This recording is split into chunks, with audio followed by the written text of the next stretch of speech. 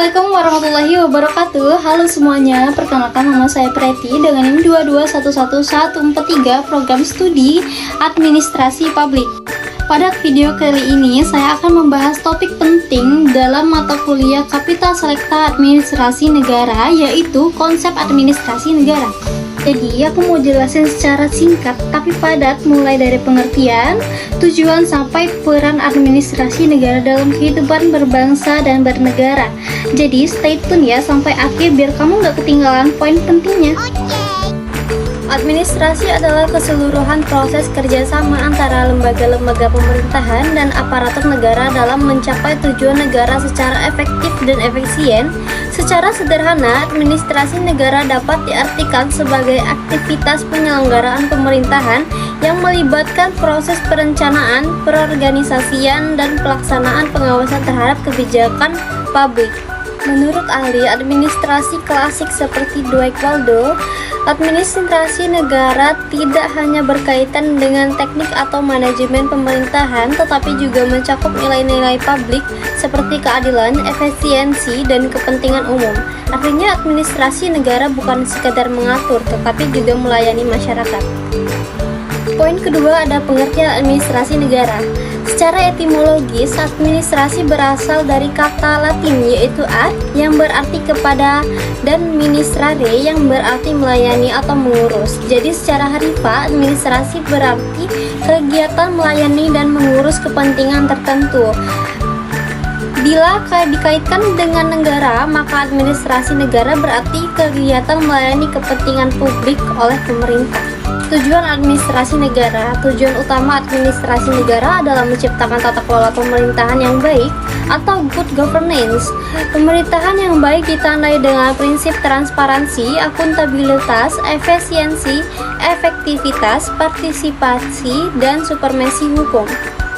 Melalui administrasi yang baik, pemerintah dapat memberikan pelayanan publik yang optimal, memberdayakan masyarakat, dan mewujudkan kesejahteraan rakyat.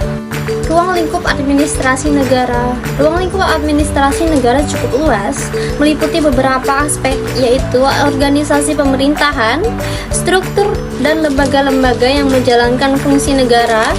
Yang kedua ada manajemen publik, yaitu bagaimana sumber daya pemerintahan dikelola untuk mencapai tujuan kebijakan. Yang ketiga ada kebijakan publik, yaitu proses perumusan, pelaksanaan, dan evaluasi kebijakan pemerintah.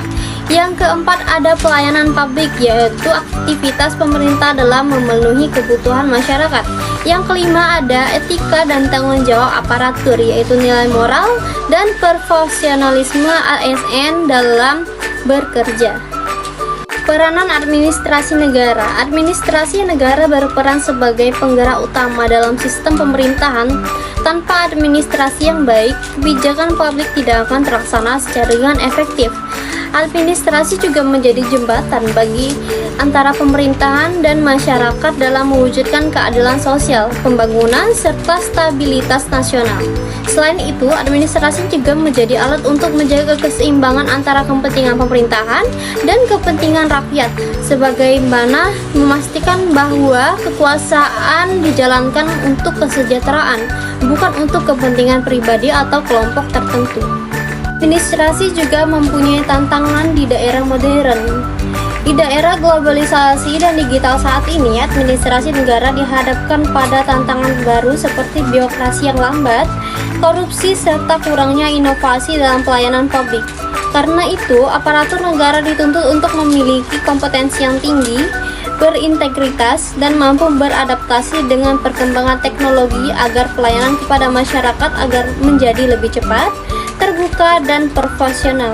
Demikianlah pemaparan saya mengenai konsep administrasi negara. Melalui pemahaman yang baik tentang konsep administrasi negara, kita sebagai calon aparatur dan akademis di bidang administrasi publik diharapkan mampu berkontribusi dalam menciptakan sistem pemerintahan yang transparan, akuntabel, dan berorientasi pada kepentingan rakyat. Terima kasih atas perhatiannya. Semoga yang saya sampaikan dapat memberikan wawasan pada kita semua. Wassalamualaikum warahmatullahi wabarakatuh.